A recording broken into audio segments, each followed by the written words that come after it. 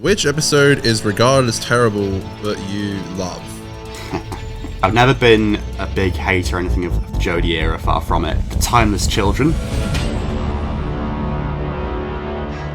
G'day and welcome to a brand new episode of Who to Be Buried With. This is the podcast where we bring on your favourite guests from the Doctor Who community. We tell them that they've died and that the people of Doctor Who heaven want to get to know them through the episodes that mean the most to them. Sound familiar? This is based on Brett Goldstein's podcast Films to Be Buried With, where he does the same thing but about films. But because we're Doctor Who nerds, we do it about Doctor Who. Today's guest, Richard Lloyd, incredible, one of a kind. Now, you may know them from their YouTube channel or their upcoming book that documents all the Doctor Who toys. So we got a lot of Doctor Who toy talk in this one. So if you're one of those super fans that loves to get all the figurines and things like that, this is one that you're going to like. Richard, lovely gentleman with some great, very different answers in there as well. So I reckon you're going to like this one. Richard's upcoming book will be linked down below, so make sure you check that out. Without any further ado, let's get into this episode of Who to Be Buried With. Play the theme, editing Aiden.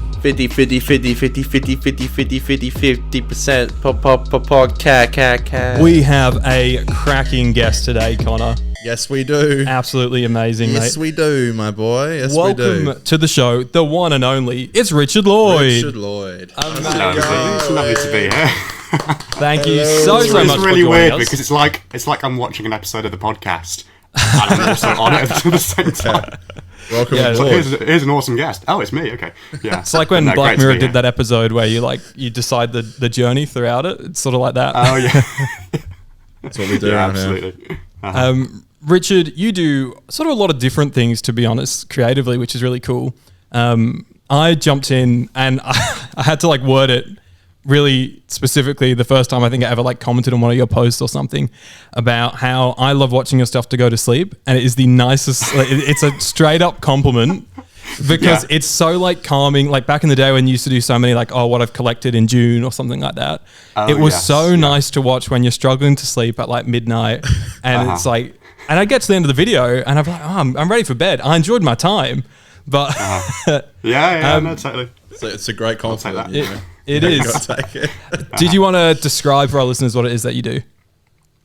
Yeah, I mean, I've done Doctor YouTube for sort of 10 years now, I guess. I haven't done so much recently. That's because I've had another very exciting project on the go, which is kind of my main thing, and I kind of feel like that should be my brand for this. That should be the thing I'm promoting. Yeah. So in the past couple of years or so, I've been working on a book.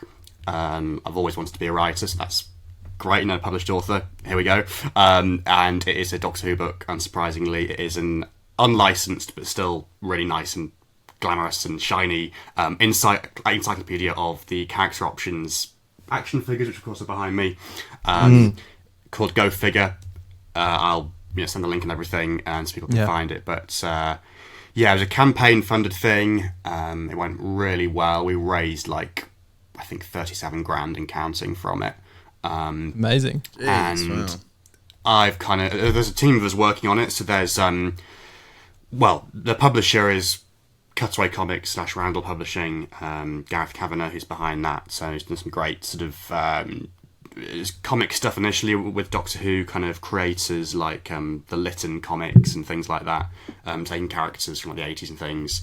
Now he's branching out into books. He's just done the same team have just done a book about the Philip Hinchcliffe era, book of essays. Right. And this is their second book.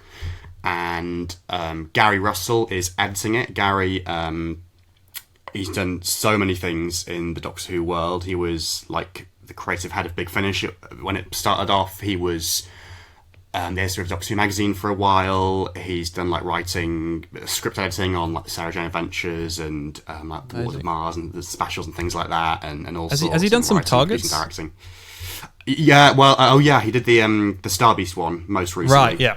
And the TV movie one, both the new version and then the original as well.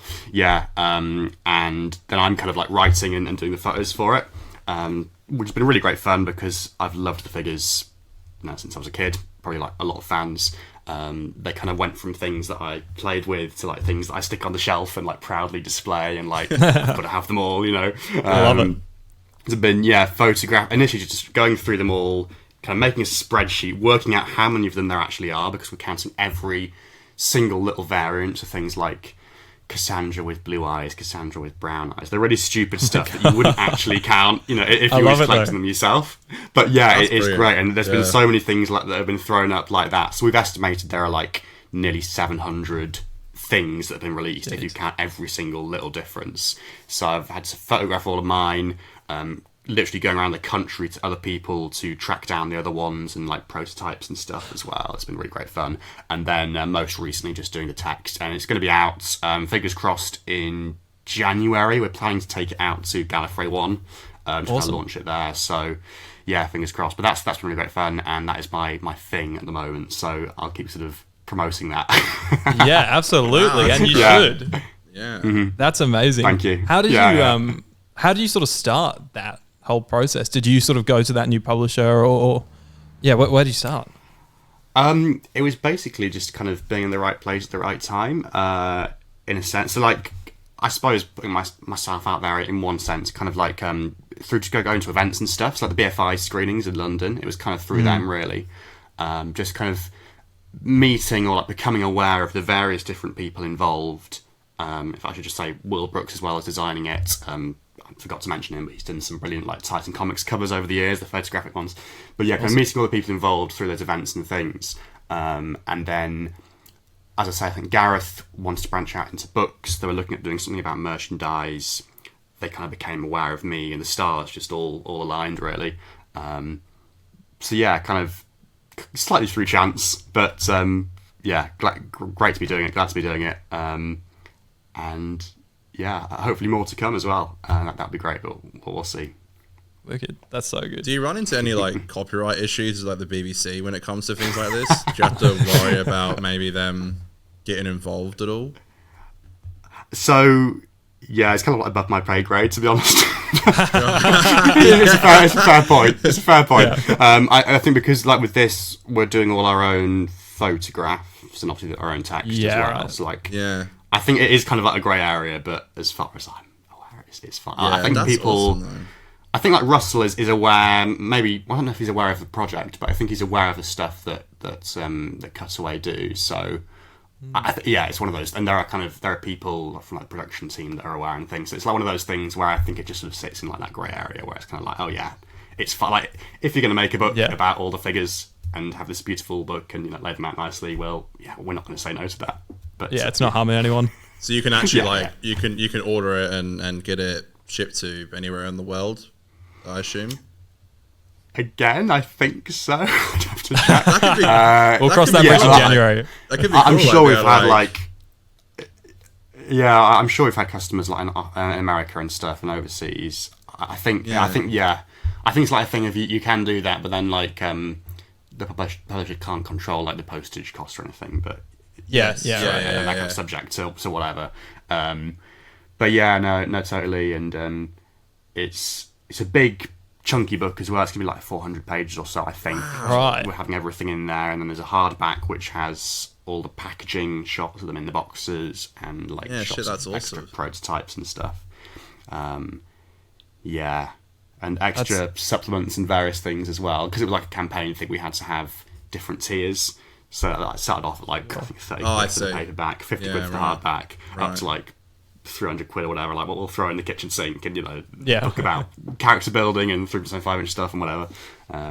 Prints, postcards, that kind of stuff. Yeah, that's super exciting though. I was watching one of your videos today. It made me laugh. Speaking of books, you got the Doomsday book for Christmas. Yes, courtesy of Miles, my great friend Miles. It was like, speaking of Christmas Day, here's Doomsday.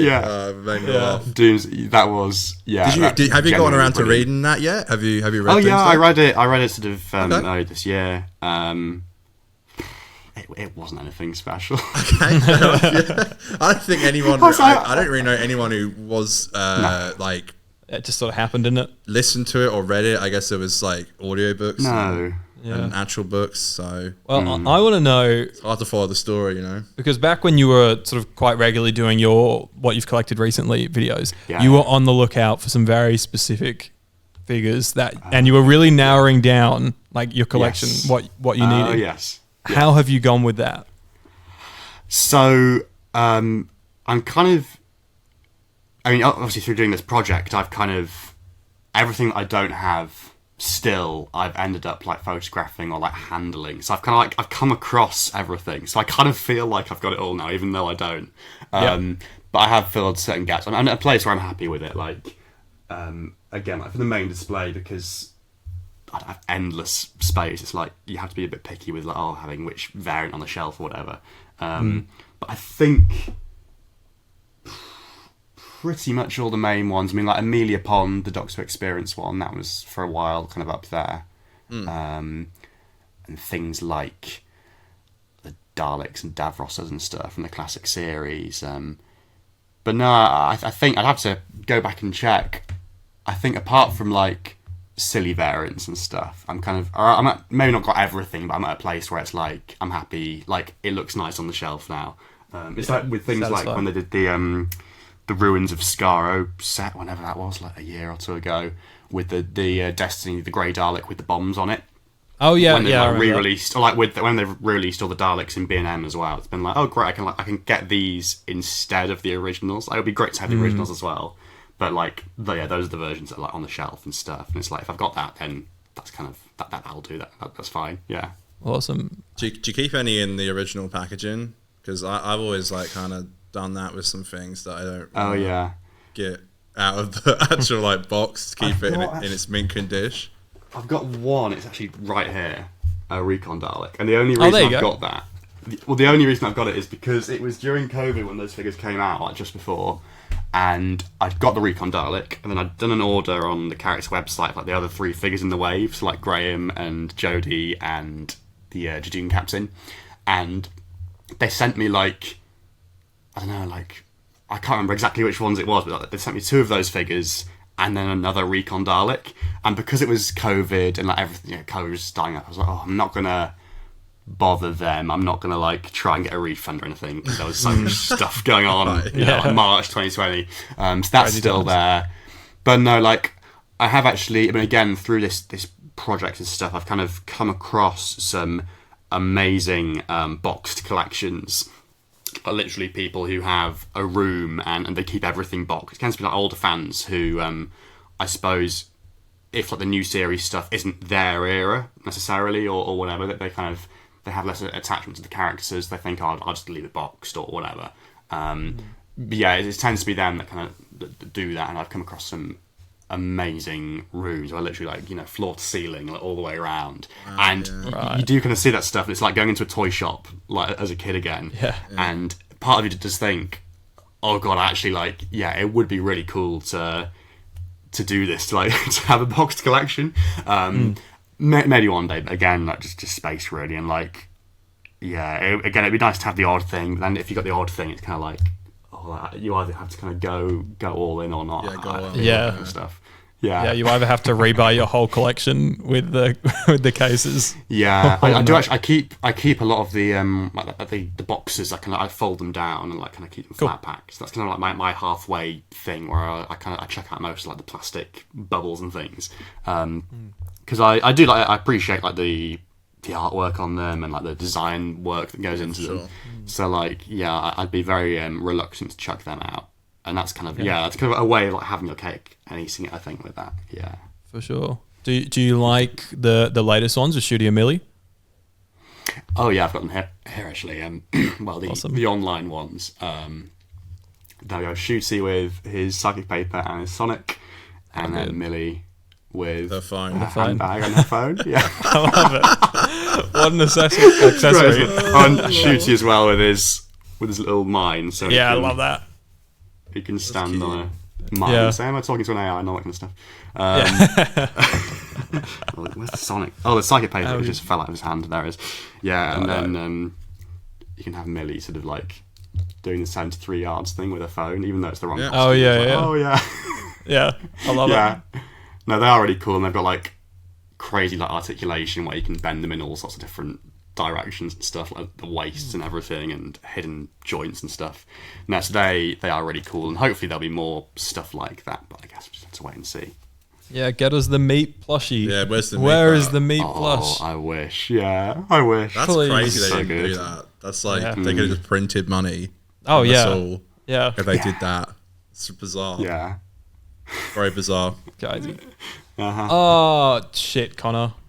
What's going on? Are we going to have to do this every time we have a guest on? No. It just... Oh, no. It doesn't get easier. No. It just gets harder. Yes, it does. My God. We should have said this at the start, shouldn't Jeez we? Louise. Richard, you're dead. Just break it to him I'm like just that. going to rip that Band-Aid off. You are completely Fair enough, deceased. Gone. I'm so sorry. How does it feel to be dead? Well, not that different, to be honest. I mean, It's quite like living. I'm on a podcast, so like it can't be that Yeah, bad. that's right. Yeah, this is hell. Yeah, exactly. Yeah. Yeah. How did you die? I thought it would be very on brand if it was something to do with the figures. So either all my figures in my shelves are collapsing on top of me, or maybe like, because I don't know if you guys ever had the figures when you were small and like when you get them out of the packaging, going back to that conversation, and like you'd smell them like as soon as they came out, and like they have this really like 100%. distinct smell to it. So Yeah. it could either be that, or maybe like sniffing too many action figure fumes, Or maybe like a- into your head. Like a plastic high. Yeah. or maybe like a Toy Story thing where they all come to life and like the Daleks Right. are exterminating me and whatever. Yeah, right. That's a, Yeah. that's good. So I pick love this. one of those options. Yeah. Yeah, we got plenty to work I love with. that. Do you think about death often? Do you have any crazy thoughts about death? Ooh. Not particularly, I don't think. No, I guess I think about like getting older, but not so much death. Yeah, deal with that later. Yeah. Yeah. Yeah, no, that's fair. Yeah. Well, you are in luck because there is a Doctor Who heaven, which is where you are, of course. Behind us, the pearly gates of Doctor Who heaven. Yeah. You may come in, Yay. but you have to answer some questions first, and me and Connor are going to decide okay. if you can go and join We're the Doctor judges. Who heaven. Yes.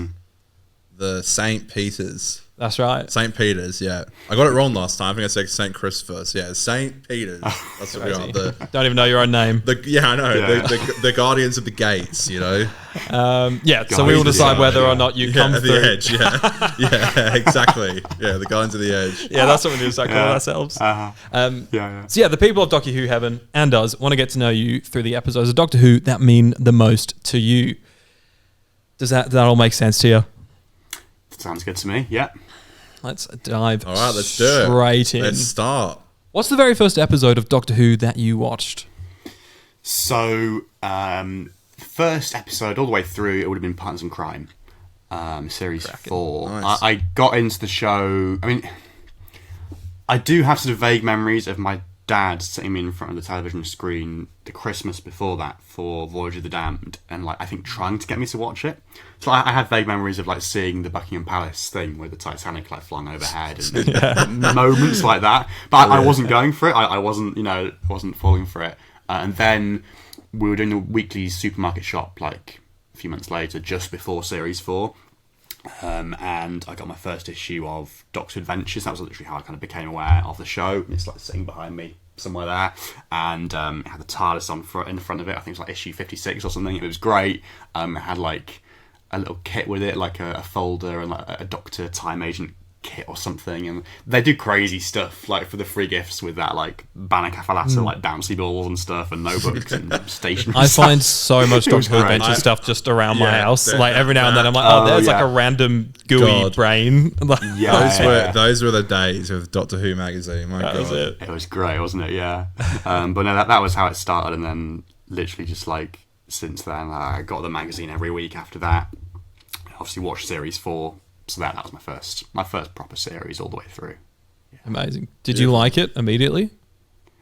Yeah. Oh, yeah. I think, cause, yeah. Sometimes people sort of say like, "Oh, yeah, like, what was it?" Or like, "Can you remember? What appealed to you about it?" And I think it's interesting. So like the show, different parts of the show appeal to me maybe these days, or like it appeals to me in a different way. But I think as a kid, it is just like that action and adventure, and the monsters are a big part of it, I think, as well. That series is, in terms of like the colours as well of the monsters, like, you know, your red Pyrovile priestess, and the blue Sontarans, the yellow Vesper form, everything just popped so much. And again, going back to the magazines, like the magazine covers and stuff, that was such a big part of it. So like, because of course it was the days before like social media and stuff.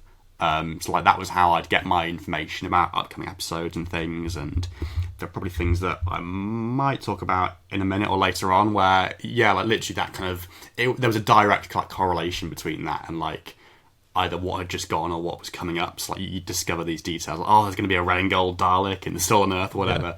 Yeah, and that's just a very, very special memories of that. But yeah, I loved it immediately. And I always have, actually. Like, yeah, like often you sort of see people and they're like, oh yeah, I kind of, like, I'm still a fan, I've been a fan all the way through, but like I dipped away like in the Capaldi years or the Jodie years or whatever, or I didn't like it as much.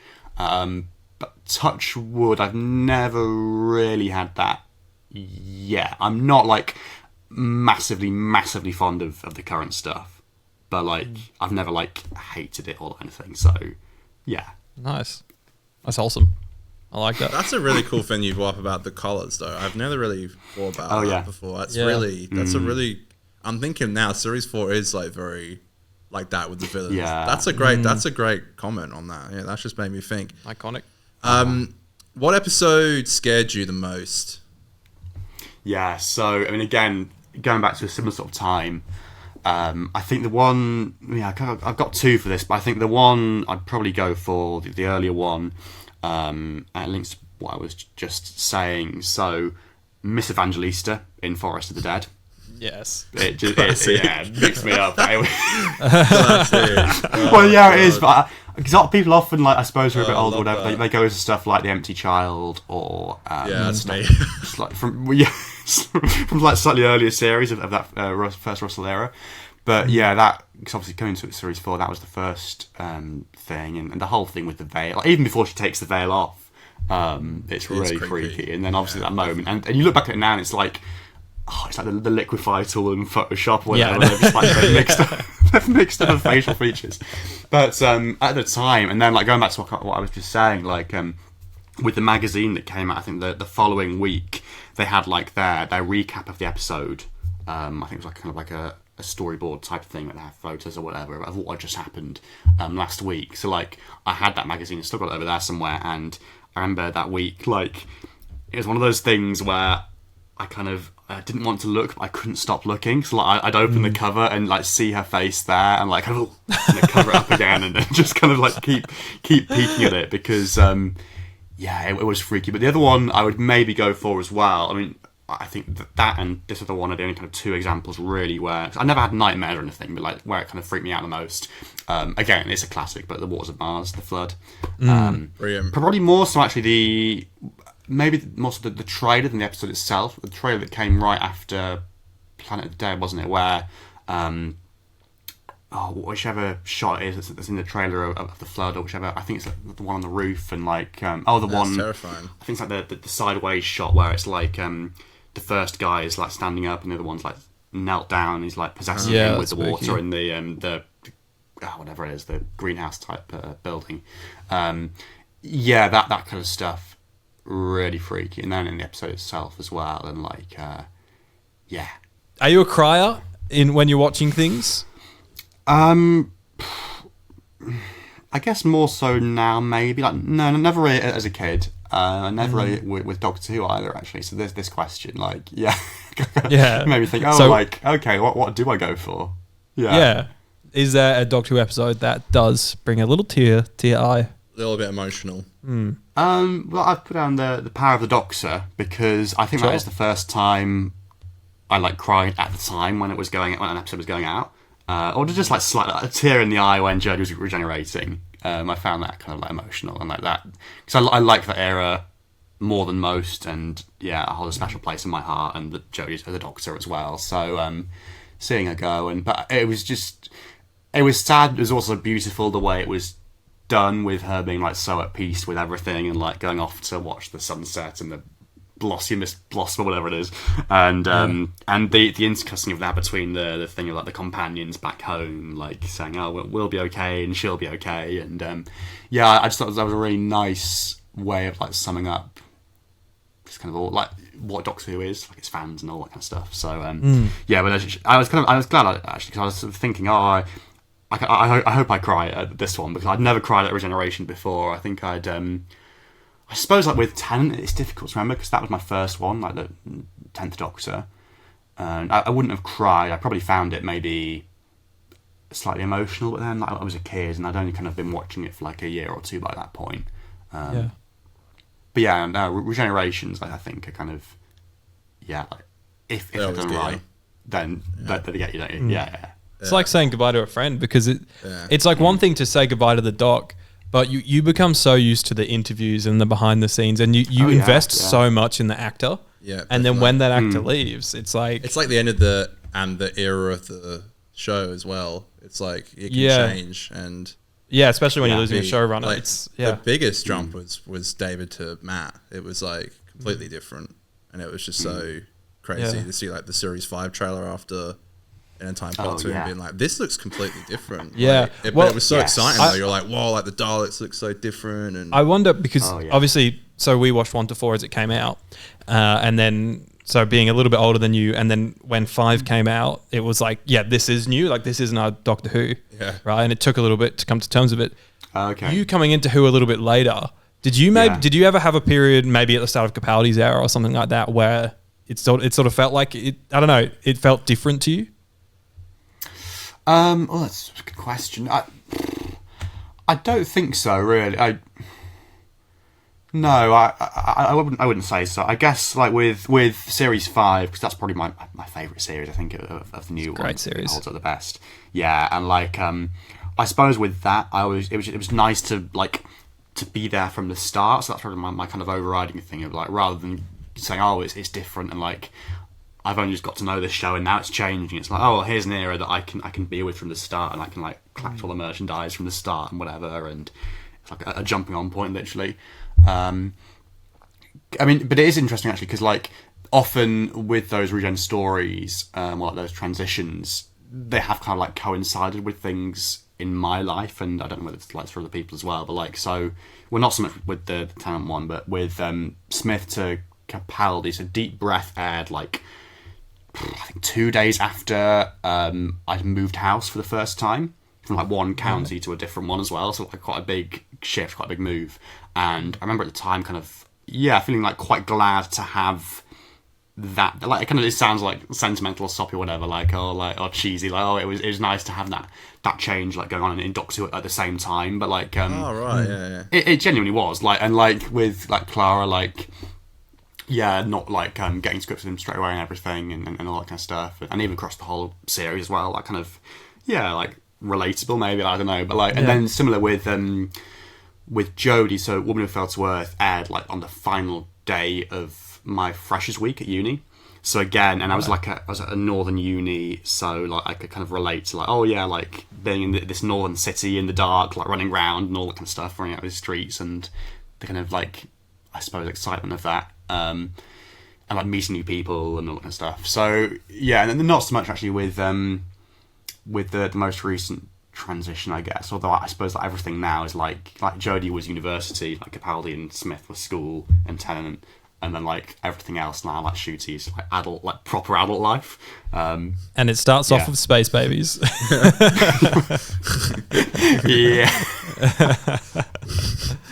Yes. Which episode is regarded as terrible but you love?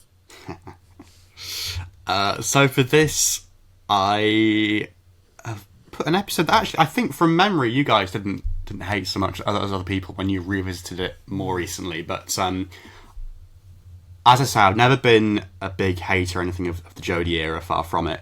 And The Timeless Children, or that whole finale is one where I look at it and I think, actually, at the time I liked it. I could kind of like appreciate what it was doing, not to like too I don't know, like intelligent about it or anything, but like the way it kind of, you've had a female Doctor, and that's the story where it kind of really opens it up, I think. And you had like Joe Marston, obviously, like halfway through that series, but that's the story where it goes. The Doctor can be anything, no matter like the race or gender or whatever, and all that kind of stuff.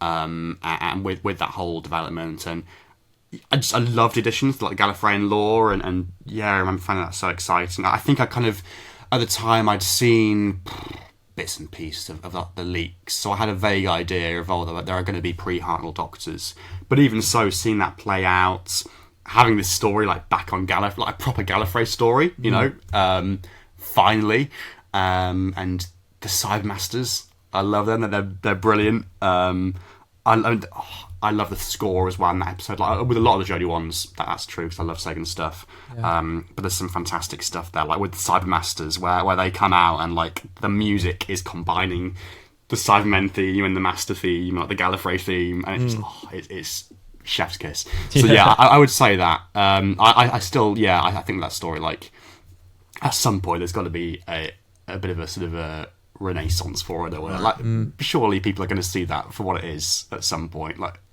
sure, like it's like with the Deadly Assassin, like the kind of the counterpart in the classic series where I had a big Gallifrey story that kind of changed a bit of lore and stuff. I think it was similar with that to begin with, where people kind of thought, oh, not sure I like this, not sure I like how the Time Lords are being presented here as like old stuffy, like just boring blokes.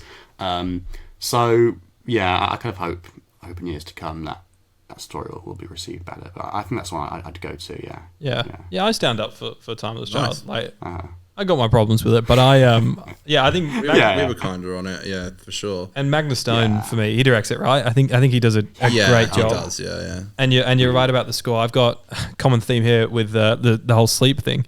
Is that I listen in my sleep playlist. I have 2 tracks from the Timeless Children. I think Tectayun and it's called Time Lords. I think when it does like. Yes, when building of the Citadel and stuff is being built. Yeah, exactly. I think they're 2 beautiful bits of score there. They're awesome. Yeah. Is there an episode that you used to love but doesn't hold up anymore? So, as I've kind of said, I've never been a big hater for anything really. But so I saw this question and I thought, oh god, what am I going to put for this? I think so. What I have put is the Series 9 opener. Okay. Yep. Which is a story that I don't dislike, but I think going back to it now, I still like the Dr. Davros stuff in there, but I can kind of appreciate more now, like some of the criticisms people have for that story, like kind of the height of like the Moffat like indulgence and everything, like with the whole way that story is, and some of the dialogue and stuff, and the stuff with Davros and the chair, which again, even by standards back then, it isn't great really, and especially when you've got like that disability representation in the next story with Cass in Under the Lake before the flood, like the fact that those 2 things are kind of side by side is like what? I suppose it's a bigger conversation, but there's just some stuff there that like I look back at it now and I still have a lot of nostalgia for it, and like the all the different Dalek designs and all the Dr. Davros stuff and Davros returning, because like I remember at the time, I don't know if you guys remember like the kind of rumours that Davros was returning, and like as a child, and Five Who fans doing their whole Bubby Davros thing beforehand, and like it was great. There was a whole thing, like videos and stuff, and it was, and then finally like seeing him, come back. Yes, that's what I'd go for. There's stuff I like there, like the Missy stuff and Clara and the Doctor and Davros stuff, but as an overall package, not sure it quite holds up, or I'm not sure I quite like it as much as I did at the time. Yeah, I'd agree. We were talking about those episodes like a couple of weeks ago, I think, and it's just it's not great. I think we were saying like a similar thing. It's grim. It's just not it doesn't hold up very well, I don't think. What episode means the most to you, not because of the episode itself, but because of the memories associated with it? Can I take a guess? Can I guess? It is The Woman Who Fell to Earth, because it was the start of your uni and things like that. I don't know, I could be wrong. I did consider it. I think I put it down for a different one instead, but No, you are close. For this, I thought, oh gosh, what am I going to put? I went with, in the end, a story where I actually was fortunate enough, just by pure fluke and by chance, to actually like be there when they were doing the location filming for it. Right. Okay. Yeah, so like Robot of Sherwood. Oh, nice. So 2014, let me set the scene. So it was like April. It was the first of a few trips. I persuaded the family to like go down to Cardiff and do the experience and locations and stuff. We checked into the hotel on like the Monday, and the Monday was like Peter Capaldi's birthday. And I'd seen on Twitter and stuff, like they're doing this Robin Hood episode. They're filming in this forest, like somewhere on the outskirts of Cardiff. Are they going to be there tomorrow as well? Maybe it's looking likely. So I obviously told my parents, and they were like, right, we've got to go and see this. And so I had like a whole schedule planned out for the following couple of days. Like, we're going to go to like this location, and but down to Cardiff Bay or whatever. But that all had to go by the wayside, and so we kind of had our hotel breakfast the following morning, and then set off. And we were like following the filming signs, like on roads and road signs and stuff. They're kind of like the fluorescent ones, like LSW and all that kind of stuff. Yeah. I think it's like a different ones they use these days, but it's similar sort of idea. It's like literally the signs that are meant for the trucks and stuff. We were following them, and the nature of the location, we were quite lucky again because it was like a public woodland where they were filming, so like they couldn't shut it all off.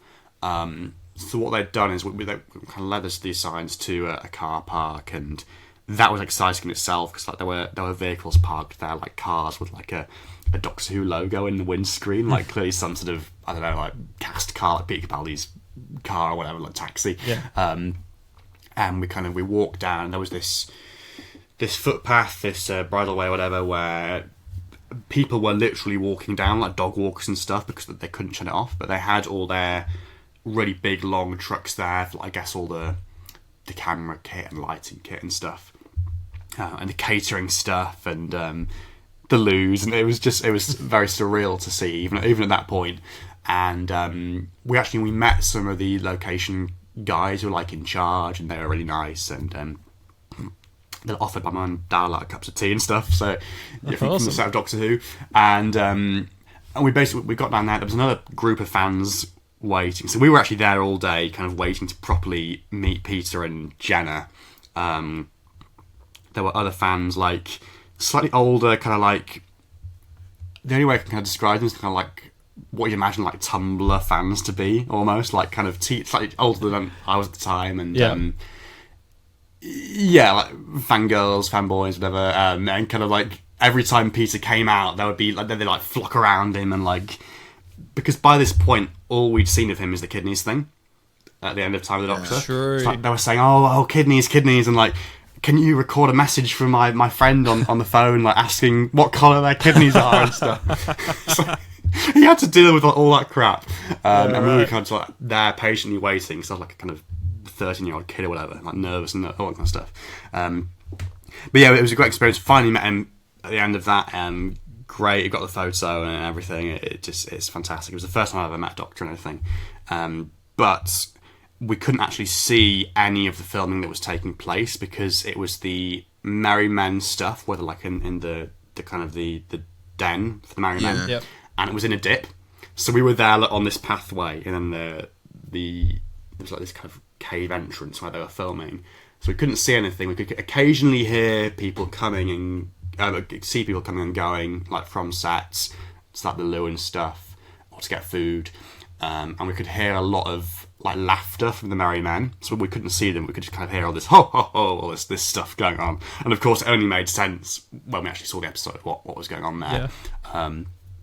But the best anecdote from that I'll leave you with is, well, like I say, we saw the Merry Men and people and the actors coming and going to the sets. And at one point, me and my brother heard Friar Tuck. We saw Friar Tuck coming past and tell someone to fuck off, which was just kind of like surreal, seeing him there, like with his little bald cap and like his monk's habit and everything. Yeah, so the the whole experience was amazing. It remains the only time that I've done that I've kind of met cast that way. We were on a trip to Cardiff a couple of years later, and they were doing some Series 10 stuff, and we tried to have a look, but it was in like a sort of house, and what it ended up being, I thought it was for Knock Knock. No, I thought it was for Thin Ice. It was actually for Knock Knock. I think it was like some of the corridor stuff. And then on the same trip as well, actually, they were doing some stuff for class, filming at the same time. And so I started one of these locations for class, but I didn't see anything happen. I think it was the scene like in the finale where April's like singing her song in the pub. If that. Oh yeah, I kind of. Yeah. Okay. Yeah. Can't remember that. Yeah. Right. So yes, that's kind of my post history. But Robot of Sherwood was obviously the best of those. Yeah, and I don't dislike the episode actually, but even so, it has special memories. That memory, yeah. Those obvious. Sometimes that kind of overrides, right? We've never seen Doctor Who being filmed, and we probably never will. No, but I had a similar thing. I was actually thinking when you were telling that story, I was in Cardiff the same time they were filming Series 8, and I think around the same filming block. And I was I remember you saying past, something like that, yeah. I don't know where these things are shot, but I remember walking past Cardiff Castle, and there was like a whole bunch there was like a big trolley, like a camera trolley basically. It had everything on there, slate on there and stuff, and a bunch of people running it into there. And I remember being like, could that be for Doctor Who? Is it Doctor Who? I don't know, but I was in Cardiff, I saw a camera trolley and thought it must be Doctor Who. Yeah, that's the only thing they shoot in Cardiff. Maybe, yeah. But yeah, awesome. Great answer. Great answer. Lovely. What episode do you think has the best ending? So, I put a few down for this. I think, it's going chronologically, just stuff that came to mind. I think Listen. The whole way that kind of comes together. It's a bit weird, like with the random flashback of the War Doctor. But I saw a tweet from someone the other day, actually, or whatever the Blue Sky equivalent of a tweet is, of someone I don't know, who like tweeted or posted the photo of the heirloom, Danny's heirloom, the soldier without the gun, right? The little toy soldier. Yeah. And just looking at that again, I was like, oh yeah, that's so clever. That whole thing, like kind of summing up what the Doctor is as a character, and like her leaving it there, you know, underneath his bed or whatever, back on Gallifrey, and yeah. So I love that. I've got Demons of the Punjab as well. I think, well, probably to a slightly lesser extent, but similar with Rosa, with both those episodes. Again, the way they come together and like real, well, I suppose it's a more hopeful ending with Rosa. With Demons, it's like a kind of real like gut punch thing from the moment though the gunshots go off when you see the fam kind of like walking away, and then right down to that beautiful scene between Yaz and her nanny, and then the closing credits with the unique cover of the theme tune there, and it really kind of like leaves you like thinking, oh my god, like, you know, that was something, you know, that was quite something. Yeah, for sure. And then a couple more recent examples. 73 Yards. Yes. Let's maybe. go. Yes. Let's go. Yes. Again, every time 73 Yards is mentioned, we cheer. Let's go. Let's go. Yeah. Let's go. I wanted to have a bit of a recent, you know, shooty era representation in that. Like, because again, I mean, the whole experience of watching that was just like so compelling, and the way it had been hyped up, and then actually watching it play out and like working out what it was and what it was doing.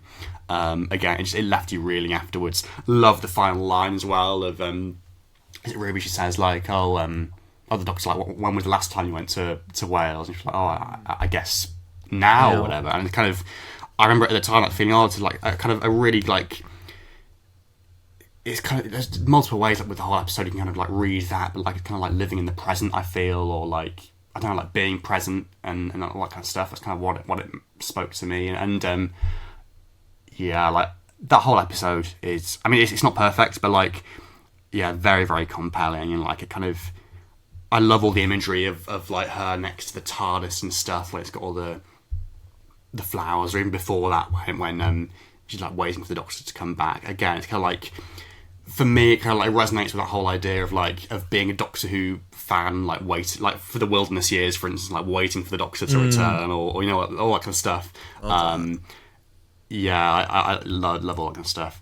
And the last one I put down as a possible suggestion was Rogue, actually, from the same series. Right. Because again, I remember at the time with that, and with the score was a big part of it, but just feeling, yeah, that was a really like beautiful end. Like from the whole thing of like where you realise that Rogue, like what he's going to do, that he's going to like sacrifice himself, and the kiss, obviously, and then the final scene where he's there, and the way the music swells.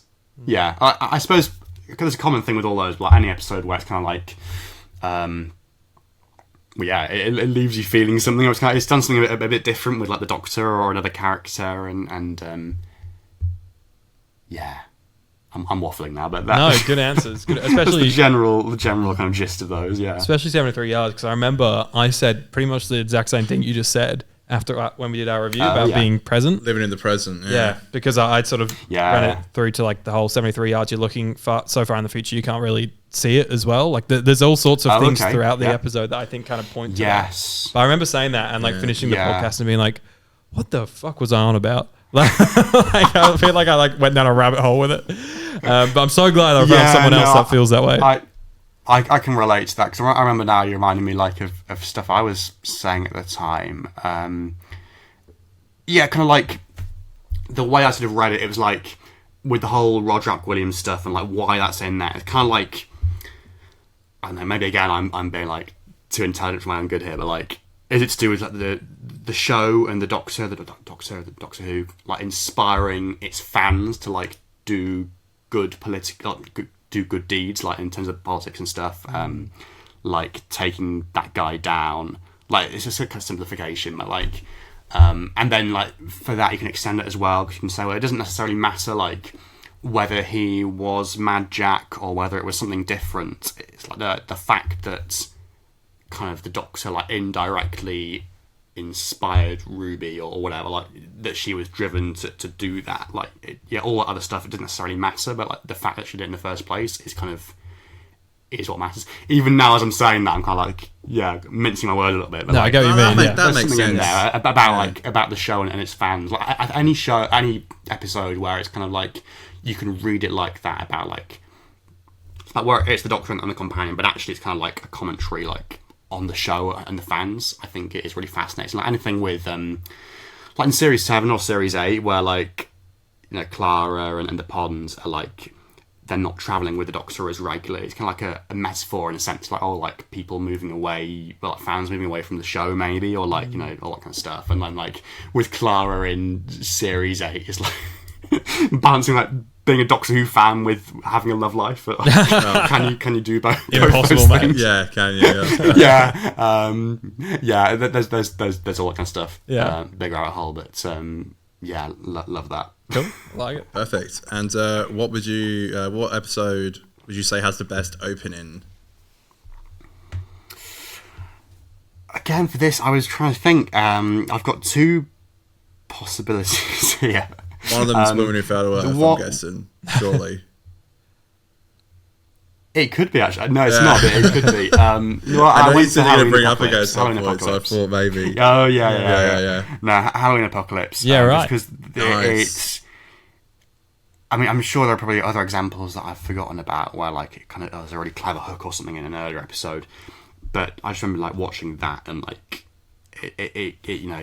You're on the roller coaster from the word go, and it doesn't let up. And like from that moment onwards, just for the whole of Flux, really, but like for that episode in particular, it just takes you on a journey, and it's got such a confidence about it. And again, the score, like introducing the Flux motif and stuff, and just the funny thing with Yaz and the Doctor are landing on the bed as well, and then like right to that final shot where she's like, you know, we're gonna go to Earth, whatever the line is, and you know, pulling down the lever and like leading us the titles, you know, boom, boom. Love that. The other one, kind of more of a jokey answer, but because I don't really like this episode so much. Again, a more recent one, but I do remember at the time thinking the opening was really cool. The Legend of Ruby Sunday. Is that open? oh yeah. with the TARDIS going into a unit. Again, a bit more of a questionable answer maybe, but again, there's such a confidence there, and I understand that. I'm seeing like the clip they released of that beforehand, where the Doctor like brings up Susan Twist on the screen. It's like she's a slug on the planet Sluga or something, and all those things, and just like thinking, oh my god, like we're really like straight in, you know, we're in for something exciting here, you know, and right again to that final moment before the end credits of you know, Susan is the name of my granddaughter, that final line. I know some people kind of saw that and thought, oh, that's a bit silly, and it is like, you know, but at the same time, I remember watching that and thinking, oh, okay, like, this is like, it's never going to be that, like, you know, she's not his granddaughter, she's not Susan, but the fact that like this is where we're going with this, and then we're kind of opening it up and like addressing all these theories and all this fan speculation so early, it's like, oh, okay, like if we're doing that now, then what is the actual reveal going to be? Like, you know, if this is kind of so exciting, what is the final thing going to be? It's going to be even more exciting. So there are probably more clever examples that I've forgotten about, but no, I like it. They're good answers. That's good. Good answers. Yeah. This next question we've found is very hard, and people struggle with this one. Yeah. Is there an episode that you relate to? I think. So what have I put down here? So I put down, well, Love and Monsters. Fantastic choice. That's an obvious one, right? Fantastic choice. Well, that's one of the ones. But also, or maybe The Woman Who Fell to Earth for that. Or maybe even It Takes You Away to a lesser extent, because those were both filmed in the same block, and they've got a lot of kind of like crossover, I feel like, with the Grace stuff and the grief and everything. I think, like with Woman Who Fell to Earth, like I've said, it is just like to do with that whole experience of like being a university fresher, and that whole series, actually series 11, is very, very special for me, because that like was there throughout my first term of uni, and then like, from like my second term onwards, I was kind of like less secure with the whole thing, and like having more like, oh, you know, like homesickness and stuff, and I ended up like commuting basically in the end, and the whole kind of thing, it was less like rose tinted, but like having had that series 11 there, having had that there in the first term, and like having the episodes to go back to and the soundtrack and stuff, that's kind of brought comfort to me, and that first episode in particular, again, the kind of crossover there, these moments in your life where like you have these transitions, and Doctor Who is also there and also doing a transition at the same time, and with that, like the whole autumnal vibe of it as well, the whole aesthetic of it, the whole fact that like it's a new start, but then at the end also like Grace dies, and so like that kind of whole mission statement kind of going forward into that series and that era is like, okay, like you've got your new shiny stuff, but also there's like this sense here of like of loss and grief, and like propelling you forward. It's not all kind of like plain sailing, so I think that's what I'd say for those. And then for Love and Monsters, okay, like relatable, you know, not literally. I don't have a paving slab or anything, but we've all got a band called Linda as well, don't we? Yes, of course. yeah. But no, again, it's one of those stories. I think it's one of those stories actually where I feel like more people do love it than not these days, surely. Like, it's one of those ones where it's always like on like underrated lists, and kind of at this point, is it really underrated? Like, surely everyone's kind of realised like how clever it actually is. Like, there's a few cringe moments aside, you know, but like with the Absorbable off. But again, because it's like it's commenting on like the experience of being a Doctor Who fan, and there's something really beautiful about that. Yeah. I was thinking about Love and Monsters today, randomly. I don't know why, but I was like, because I've always really liked it, and I'm like, I know a lot of people who really like it too. So it's like, and I know Russell's written much worse. So it's like, can we just agree that like it's not as bad as like? I feel like when it came out in series 2 of them, was like, wow, this is just weak. But I always just really liked it. I think it's always been good. I'm That's indifferent. just me. Sorry, Aiden. I used to like hate on it a bit, Okay. but I feel like now I'm like, Yeah, you really didn't like it in the past. I didn't like you it got in the like a 3 past. or something. I think it's like I think I shouted on the pod so much early on that now I like feel obliged that I have to just stick with that now and be like, You can never change your opinion on it. Never. No, not once. Which episode objectively is the greatest ever? The GOAT. Okay. Yeah. The GOAT. World Nothing Time. The Doctor Falls. Whee! Yeah. Although, having said that now, I suppose I could have also said like something like The Waters of Mars, probably. Yeah, for sure. But just like that story. I think there are moments in the second half where maybe it kind of loses it a little bit more, but certainly in the first half, and the whole build-up and the cliffhanger and all the stuff. I mean, just everything about that, basically, that first installment where you've got that sense of dread building and doom and like the whole gut punch with Bill. Love the little flashback bit as well. You know, the kind of the way they play with structure there, where It's really good. you see her with the hole in the chest, and then you go back and it fills in those details.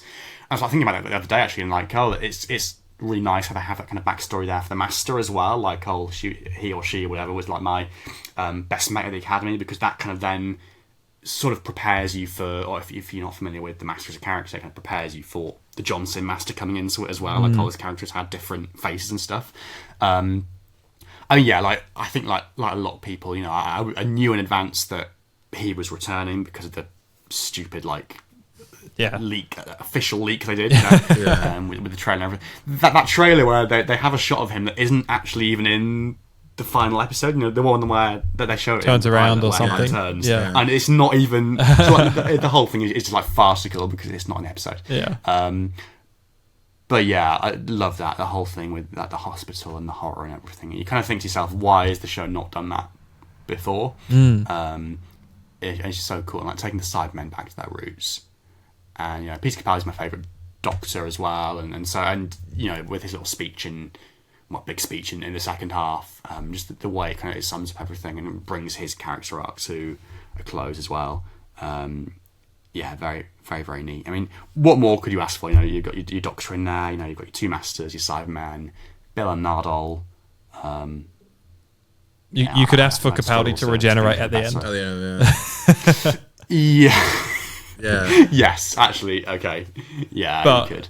I get your point. It is so. I think I said this on the show a couple of months ago because I rewatched it a couple of months ago, and that episode it's so dark, and I love that they went for it in that way. Like it's a very depressing final story, because I guess it kind of does like connect to, you know, the Christmas special in a sense. Like it does connect to like Twice Upon a Time. Yeah. So and it's just a super dark and depressing story, and I think you kind of do feel like, oh, this really is not just the end of like Peter Capaldi, it's the end of like Murray's leaving and Stephen's leaving. Yes. And a bunch of people are going as well. And I know Stephen's obviously come back now, and we'll be seeing him this Christmas as well. But it's like at the time, it's like we didn't know that, you know. And it does. There is like I think you said, like there is just a sense of like dread to it, even though we like, you know, we know it's just a TV show, but it's like it's so much different than that. It's like it like impacts you, and I love that. I love that story so much. It's excellent, Richard. Which episode of Doctor Who have you watched the most? And why is it The Woman Who Fell to Earth? It is what I've put down, actually. It is. There you go. I was thinking, oh gosh, what is it like? What is the answer to this? It must be a Jodie one, because like I've said, like I love the music so much from that era. There are even some episodes that I've just like listened to or had on in the background to kind of like try and pick stuff up from the score, and a lot of the music I've had like on repeat, and not so much these days, but like, you know, kind of when I was at uni and stuff, like in my eardrums, you know. So the soundtracks. So I think it must be Woman Who Fell to Earth or an episode like that. And again, for all the reasons I've already mentioned. But yeah, like I said, there was something about Sagan's music that I think really lends itself to that kind of experience of watching again, like listening to just the soundtrack or like taking up the dialogue or whatever, and again the files and just listening to the music and picking up on all the intricacies of the scores and stuff, because there's stuff there that like in the actual episodes you don't necessarily hear because it's a bit quiet underneath the dialogue or whatever. So some really cool stuff. But yeah, I've already said, I don't know why I love an episode. I do love it. Yeah, there's some people that say sometimes it's just a bit standard, it's okay. But I'm Warren Ellsworth defender, so there we go.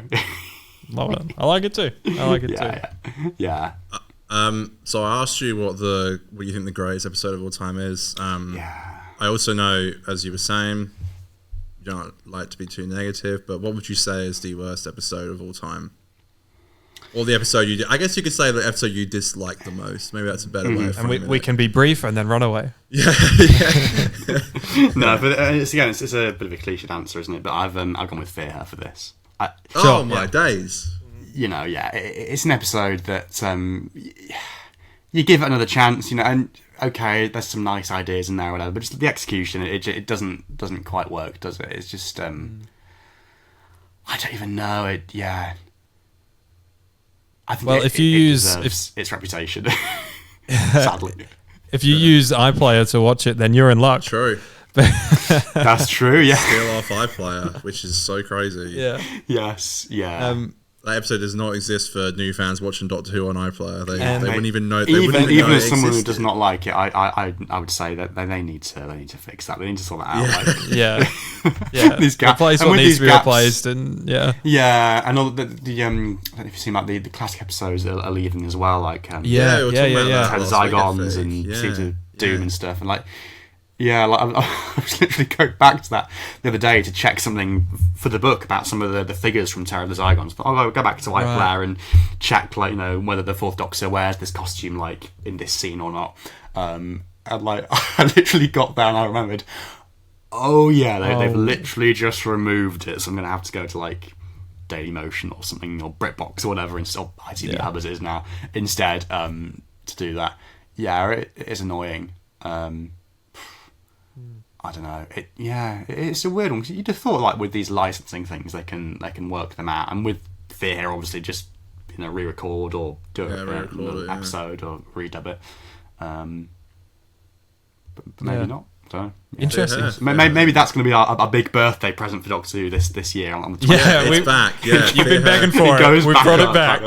Yeah, remastered Fear Her with a new voiceover. 18th anniversary edition or whatever. Is there an episode that makes you laugh a lot? A bit of a lull. Bit of a lull, yeah. Bit of a lull. So for this, again, I struggle to think, because I think with a lot of the new series stuff, watching it as it's gone out, and maybe watching it just by yourself or with the family and stuff, it doesn't necessarily make you lull, or you're not sort of, you don't sort of feel that urge to lull. But what I've gone for with this, actually, the first episode I saw, taking it back to the BFI screenings, the first episode I saw at the BFI, from the screenings they do to promote the collection box sets, because quite often for them you'll go in and you're watching an episode that you've seen before 9 times out of 10, but you're watching it for the first time with an audience, and it's an audience of Doctor Who fans as well, so like everybody's kind of in the know, and everybody knows where like the peaks and troughs are of like the moments that everyone's going to kind of like have a reaction to, and so Revelation of the Daleks is the one I've gone for, which is the Sixth Doctor Dalek story, because that was the first one, and I just remember with that, kind of watching that, and even from the moment that like the TARDIS lands on that like snowy hilltop or whatever, and the Doctor and Perry come out, and even before like they'd said anything, I think it was, even just like watching them kind of like come out, and she's like there, kind of like struggling along in the snow, like in a posh outfit, and she's there, heels or whatever. And the Doctor, and the kind of contrast between the two of them, and like, the way that the characterization there, I remember everybody was bawling, like laughing so much, and all that kind of stuff, and just throughout the episode as well, and all the kind of the black humor, even like some of Davros's lines and stuff, like, you've got these really intimidating characters and stuff, but like the stuff they're saying and the way they're saying it, like about, you know, what is it, like consumer, whatever it is, and yeah, it was We've kind of reviewed that episode, haven't we? Yeah, it's really fun. Yeah. The cliffhanger's that big like statue for the Doctor. Yes, So well, I good. think that is a case in point. Yeah, I think that is an episode, Yeah. a moment where people are generally like going, "Oh my god, like this is just too silly." So yeah. good. So yeah, no, like that's kind of what I jumped to. I think, and there are probably other episodes, and maybe if I was watching them with an audience as well. But I think that is always the thing that helps, like watching with other people or with an audience. You feel more compelled to. So, and it makes you realise actually like how funny some of these stories are, or how much humour there is in them. Sometimes intentionally, sometimes not. Like sometimes just because things are a bit naff or whatever, or you know, unintended like implications of a line. There was one where the Abominable Snowman animation when they showed that at the BFI, and like some of the scenes between the Doctor and Jamie. I think it's like something to do with Jamie's, the Doctor's recorder or something, or I don't know. Like Jamie was holding something like in a tube shape, and yeah, the kind of the implications there, where the animation team obviously very kind of, what you'd have thought very clearly, kind of put those sort of innuendos and things in there. Yeah, right. They've picked them out of the script, out of the dialogue and stuff, and kind of really like made it very explicit. You know, that kind of stuff. So that's what I would jump for that. Yeah. No, cool. It's real special watching stuff with fans. Like we haven't had a TV series like a Who from the series screening since Woman Who Fell to Earth. Yes. That was at the cinema. Yeah. Yeah, but a couple of years ago when they did the 4K remasters of Doctor Who and the Daleks and Invasion of Earth. They did a double bill. That was Con and I went and saw that, and it was awesome. It was like so on Monday fun. night. Yeah, it was. A couple of people in there. Yeah, but I thought it was pretty busy from my memory. Yeah, it was fairly busy, but it was. I remember it was like this. It's like this massive, beautiful like cinema. So it seemed like it was just like a bit. Yeah, it was just like people like kind of just like in their own little posses. groups, Yeah, but it was that same thing where it's like I've got the 4Ks and I'm sort of like I don't know if I want to watch them because I won't have that same experience because it was everyone was so into it and laughing and like cheering. It was real amazing. Okay. It's a great one. Anyways, we are almost there. We have a big decision on our hands very soon, but you know us first, okay? You know us. We walk around town, me and Connor, your boys. We got a coffin. We always just hang around with a coffin, right? And we heard a big crash coming from your place. So we went, all right, let's go check in on Richard, all right? Yeah. Jeez. So we come on in, and then we see you there. There's a lot going on. There's a lot to dissect. You're underneath you. All the figures have fallen on top of you from your shelves and everything. You've got a plastic thing like around your face that you've been sniffing, and then there's like plastic fumes in the air coming out from it. It's a way to go, you know. Meanwhile, you've got like the Daleks and everything like pointing their little guns into you and Daleks stuff. now, Dalek lasers. Yeah, it takes a while for us to like figure this stuff out because we've got to like do a full like okay, so who actually killed you kind of thing. There's 3 things that could have been. You know, what was the actual? We need like forensics in here. We go full Sherlock. We're like, what's going on here? You know. Anyways, so we throw you into the coffin, and then with that, all the action figures come in as well. All the shelving, the plastic, all of it comes in. The Daleks, when they've calmed down, they go in. Yeah. When we coax the Daleks in there too. Calm down. But by the time we've got this coffin all loaded up, there's only room for one last little thing in there. And that is one last episode of Doctor Who on a disc. In a random universe where discs only have one episode of Doctor Who on, what would be the episode of Doctor Who that you want to show to the people of Doctor Who Heaven to show your love for Doctor Who, how much it means to you? What would it be? So for this, I have gone with another one which could be a contender for like my greatest favourite episode or up there, probably top 10. But also going back to my first series as well. It's going to bring everything full circle, hopefully. Love it. So yeah, the library two-parter is what I've gone for. Very nice. Very nice. Because I mean, obviously I've already mentioned Miss Evangelista, which I have now come to terms with. Like, I can watch that episode without having to cover the screen or whatever, or cover up in a magazine. But I just think that whole story, like it's got that whole like just that whole vibe to it from the moment like it kicks off with the music, with the little girl in the library and everything, and you're thinking, what on earth is going on here?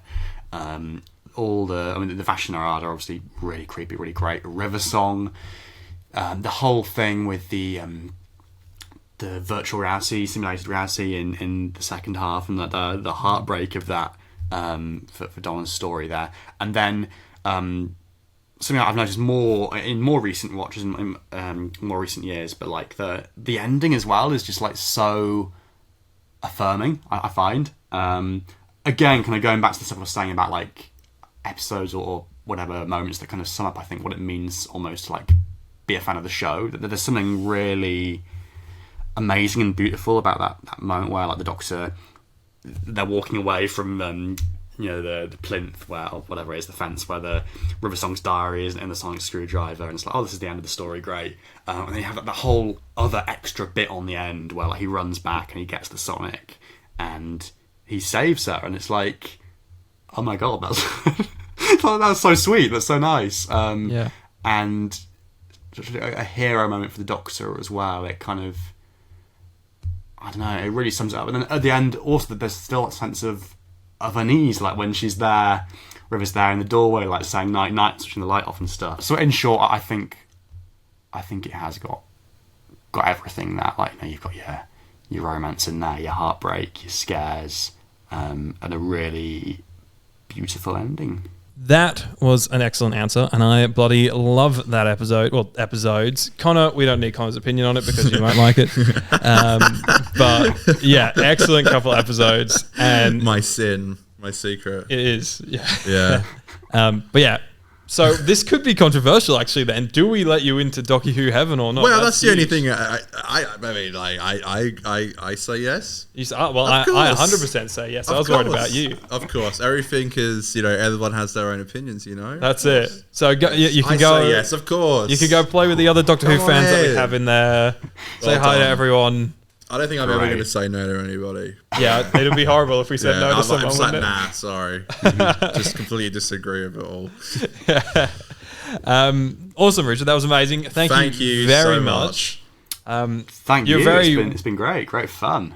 Great to be on the pod. You're a very well-spoken person, and I feel like that is a great reason why people should get around your book, because whilst it has many lovely images on there and stuff, I'm sure it's going to be really cool to read the text in there. And it's very very detailed. Amazing. We'll try and get a copy somehow. Let us know, and we will share it on the socials and stuff like that. You said you're thinking January. Is that what you said? Yes, it was originally going to be this month, and then we kind of extended it a little bit because we wanted to get the new Shooty and Millie figures in, and the new B&M stuff that's coming out. Cool. Hopefully this side of Christmas, but we'll see. But yeah, so January all being well. Yeah. Awesome. Amazing. I can't wait for it. Thank you very much, Richard. Where can people find you? Thank you. Oh, okay. So on YouTube as just Richard Lloyd, and then on Twitter, Instagram, Blue Sky now, I guess, as well. Blue Sky. Thread. I don't post on Threads, but I'm there as well. So Threads. Yeah. At Stetson Doctor for all of those. Yeah. Love it. How bloody fun was that? Make sure you buy Richard's book, you subscribe and follow him everywhere, you subscribe and follow us everywhere. Next week, season finale of Who to Be Buried With. I know, boo. Hopefully we'll do more in the future, but you don't want to miss next week's. It is incredible. Huge guess. Should I tease it or should I tell you? I'll tell you this. Their first name is Geeks and their last name is Handbag. You might be able to put it together. Who not? Incredible guest. You're not going to want to miss it. So make sure you subscribe and we'll see you then.